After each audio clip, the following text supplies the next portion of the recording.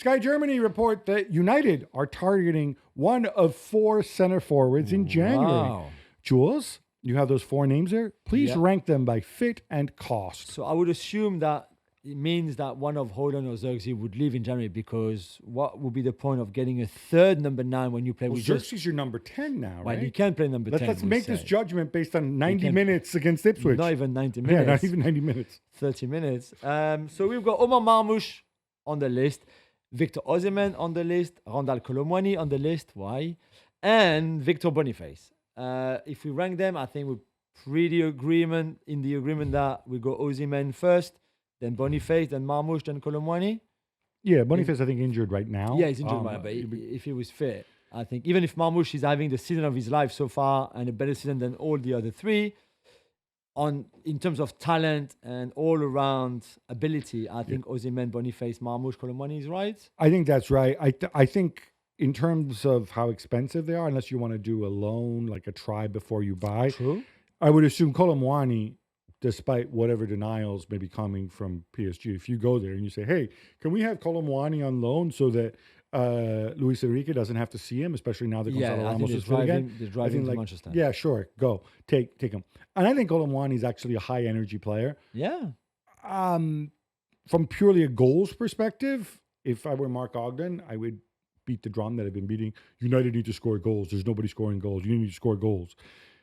If you want goals, I think Osimhen is your man out of these 4. I know Marmoush is scoring a ton this season, but this is kind of out of the blue a little bit. Yeah, absolutely. Unexpected.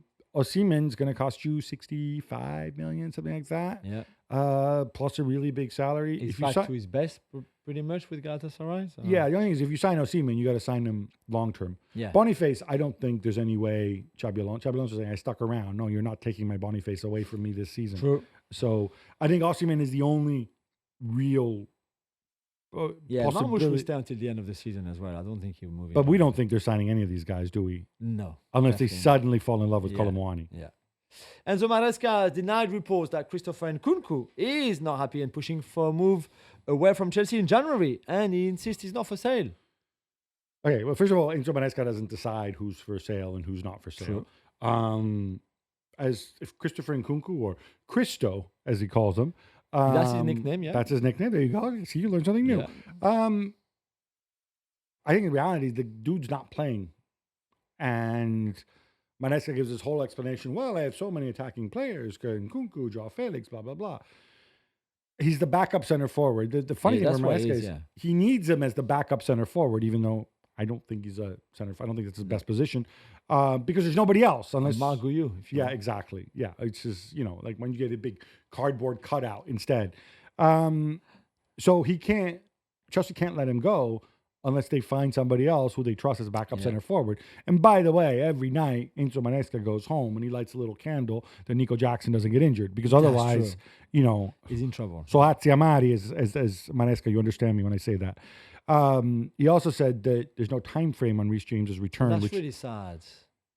It's sad. I think you also understand why certain people at the club are making certain decisions. I think if you're Chelsea, if you can get a fee for Nkunku, if you're Chelsea, actually, I think realistically, what you hope for, he goes on a tear in the Conference League, and then you get an offer in January, and you get some money in, and then you use that money to buy an alternative to Nico Jackson, because you cannot think that Nico Jackson is a bionic man and will just keep on playing week in, week out. That's true. The extortion trial pitting Paul Pogba against one of his brothers and 5 other people has begun. Jules, remind us what this is all about. Yeah, I think this is an incredible story that we've mentioned many, many times on the show. 2 years, in March, it will be in March 2022 when Paul Pogba was in Paris to go with the national team during an international break. He went back to the council estate where he grew up in the east of Paris to see some of his friends. And then some of those friends, childhood friends, best friends, like brothers, said to him, we just want to show you something in this flat nearby. So off they went to that flat. They went upstairs. And next thing Paul Pogba knew, he had 2 guys with balaclavas and Kalashnikovs pointing the guns at him, asking for 13 million euros, 1-3, in payment for the security that they provided him for all those years, where which they never really did. But basically, he wanted some of his own success to be shared, which is something that Paul Pogba has always done with those people who try to extort more money from him, giving 5,000, 10,000, 100,000, 50,000 there and there for them and their families. Some of them lived with him. Some of them he paid regularly to just drive him around or drive his mum around. And obviously, he went to see the police and said, like, this is what happened to me. They tried to extort money. They threatened him. They threatened his family. It's a horrible story. It's a very ugly story. Unfortunately, I think this is a story that is quite common within football right now and professional players, not just in France or in Paris, but for a lot of those guys, especially the ones who grew up in a tough environment, that people around you or who grew up with you want to benefit from your success as well. I think what makes this to me even more horrible is that, you know, it's one thing people you grew up with suddenly putting pressure on you or whatever. I mean, that's horrible.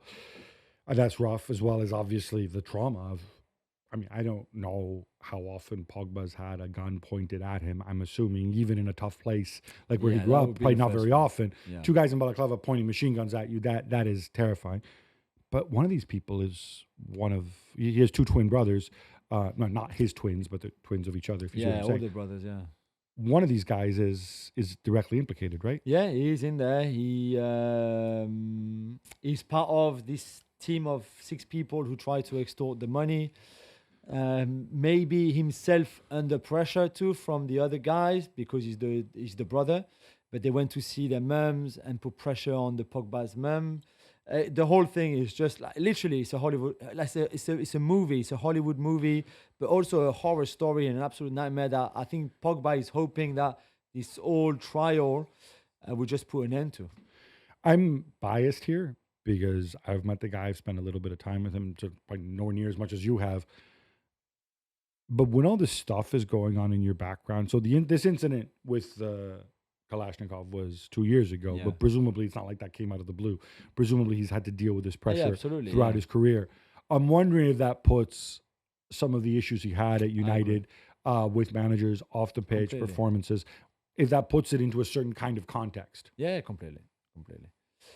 Gab, the Club World Cup has its second sponsor, the people who make Budweiser, the drink. I've joined Hisense, but FIFA still have work to do. They have a lot of work to do. Now, just for content, this is, I think it's called AnBev. They're the brewer who they make Budweiser and other name brand beers in the US. They're already a World Cup sponsor. So basically what FIFA did was like, hey, you guys are already sponsoring the big World Cup. Why don't you sponsor this one too? And so they reached a deal there. So we don't know how much it is or how relevant it is, but it's not a new sponsor coming in. Yeah. Hisense, I just like mentioning them because at the Euros, they had such an unusual... Are they a Euros sponsor, no? They were sponsors at the Euros. They make televisions. And they said, we're number 2. That it was literally... Oh, yeah, that's right. Do you remember this? Yeah. And I'm like, all right. I mean, it's factually correct.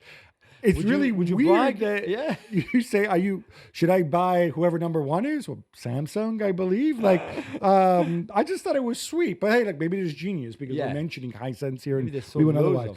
The reality is FIFA have a big hole to make up for the Club World Cup if they're going to be able to offer the kind of money that they promised to the big European clubs for playing in it rather than going on tour. It's not just the broadcast money. It's also going to be the sponsors, the commercial partner money. And by the way, on the broadcast front, we don't know who the U.S. rights are going to. Who knows? Maybe it'll be us. I don't know. But I don't think so. Or maybe we'll. I don't know. I shouldn't say I don't think so. But remember this.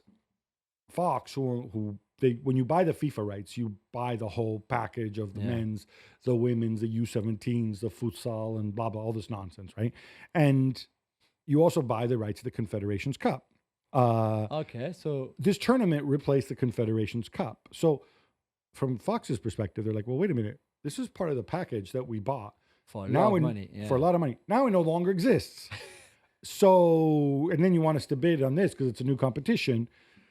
Yeah. We need to factor this into the price. And so I think, I don't know which way it's going to go. But long story short, there's a lot of work to do and not a lot of time. And the draw for this, by the way, December 5th.